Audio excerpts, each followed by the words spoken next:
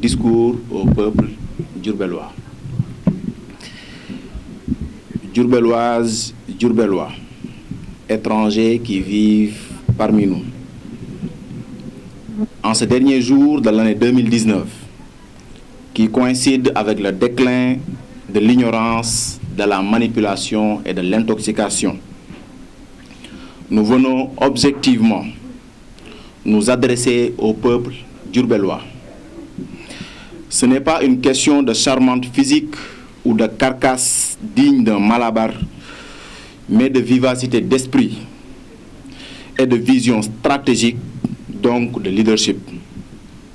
Cependant, les atouts et l'expertise de Diourbel doivent être proposés en douceur et dans une optique de solidarité non flamboyante, afin de ne pas heurter le souverainisme et la dignité à fleur de peau de pays et peuples qui sont plus sur la ligne de front que nous, Diourbellois.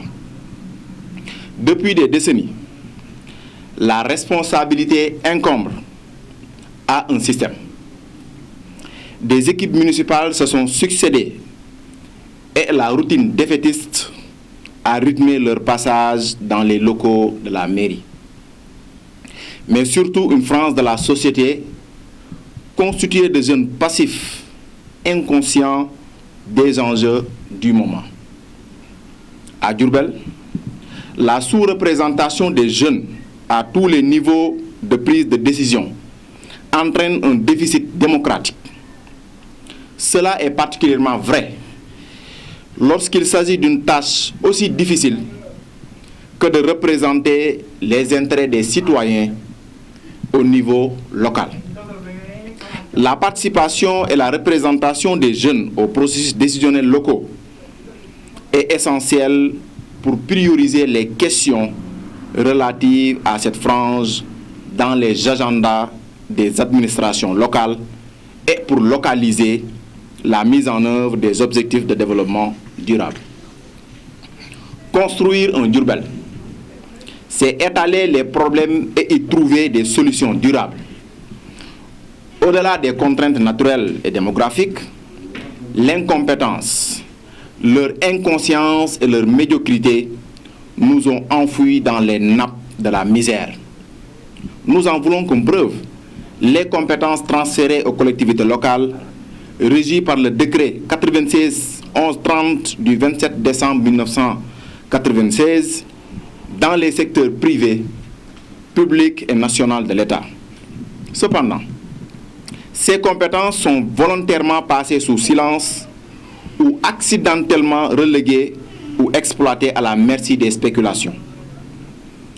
Parmi ces compétences, l'aménagement du territoire, la planification, l'environnement et la gestion des ressources naturelles, la santé, l'éducation, la culture, l'urbanisme et l'habitat, la jeunesse, les sports et les loisirs. Monsieur le maire, saviez-vous que vous avez la charge de l'élaboration et l'exécution des plans d'investissement communaux? Monsieur le maire, saviez-vous que la lutte contre l'insalubrité, les pollutions et les nuisances vous ont été transférées et parallèlement, nous avons l'une des villes les plus sales du pays? Monsieur le maire, où en êtes-vous avec la perception de la quote-part d'amende prévue par le code forestier? Monsieur le maire, saviez-vous que le recrutement et la prise en charge du personnel d'appoint des écoles élémentaires et des établissements préscolaires, l'allocation des bourses et aides scolaires sont des compétences que vous classez volontairement à l'oubli? Monsieur le maire, saviez-vous que vous avez en charge la promotion d'un environnement lettré par le développement de l'éducation en langue nationale? Monsieur le maire, saviez-vous que vous devez appuyer les petits projets visant à créer de petites unités d'ateliers itinérants? Monsieur le maire, saviez-vous que vous aviez la charge de créer et de gérer les orchestres d'ensemble lyrique traditionnels, de corps de ballet et des troupes de théâtre? Monsieur le maire, saviez-vous que les attributions relatives à l'urbanisme. Y figure l'élaboration des plans directeurs d'urbanisme et des plans d'urbanisme de détail des zones d'aménagement concerté, de rénovation urbaine et de remembrement. Afin de mieux cerner les contours de la présente réflexion, il s'impose à nous de faire un diagnostic sur les compétences transférées aux collectivités locales et d'y proposer des solutions. Sur le plan éducation, les faiblesses et les menaces sont néfastes. On peut citer une faible capacitation d'accueil des infrastructures scolaires, une insuffisance des salles de classe, un appui insignifiant en direction des daara, absence de blocs d'hygiène dans certaines écoles, des salles de classe en abri provisoire, un ratio enseignant par élève, un enseignant pour 37 élèves à l'élémentaire. Dans les hypothèses de solutions structurelles et conjoncturelles, on note la réhabilitation et l'équipement des salles de classe, accompagner et appuyer le moyen et le secondaire par la subvention de l'enseignement privé, la construction de nouvelles salles de classe, équiper les salles informatiques, subvention des daara et la promotion des programmes d'alphabétisation. Sur le plan de la santé, sur le plan sanitaire, on note ainsi une faiblesse du niveau de maillage en infrastructures sanitaires avec des ratios strictement inférieurs aux normes de l'Organisation mondiale de la santé. La faiblesse du plateau médical s'explique par une lamentable carte sanitaire, un hôpital pour toute la population, un centre de santé pour 151 163 habitants, une table d'accouchement par poste en moyenne pour les 11 infrastructures. La mutuelle de santé ne fonctionne pas et la couverture maladie universelle est aux arrêts. L'initiative de Bamako, qui ravitaillait les postes de santé en médicaments, est toujours en rupture, même pour les enfants. À cela s'ajoute la dette accumulée depuis 2017. Les postes de santé prennent eux-mêmes en charge les factures d'eau et d'électricité, malgré les lourdes charges que le maire avait promis d'alléger en vain. Manque d'ambulance pour les 11 communes. La Croix-Rouge n'a jamais reçu de subvention venant de la nouvelle équipe municipale depuis 2014. Paradoxalement, la commune avait reçu en guise de don 2 ambulances et un corbillard de la part de Moustapha Seck et de Aminata Tall. Ces logistiques sont aujourd'hui garées au moment où les femmes meurent sur les charrettes pour accoucher. D'où la nécessité d'y remédier.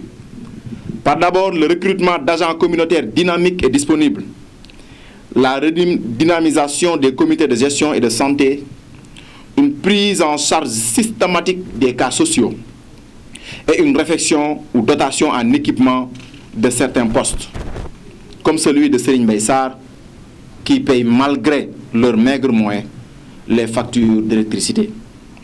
Construire aussi des logements pour les sages-femmes et réfectionner les ambulances. Dans le domaine du sport, la population diourbelloise reste dominée par les jeunes qui s'activent dans toutes les disciplines sportives. La commune est cependant faiblement dotée en infrastructures sportives. L'appui considérable des associations sportives au développement de leur communauté constitue un potentiel majeur du secteur qui mérite d'être préservé. Parmi ces mots, les lenteurs des subventions des ASC qui est resté 4 ans budgétisé et non exécuté.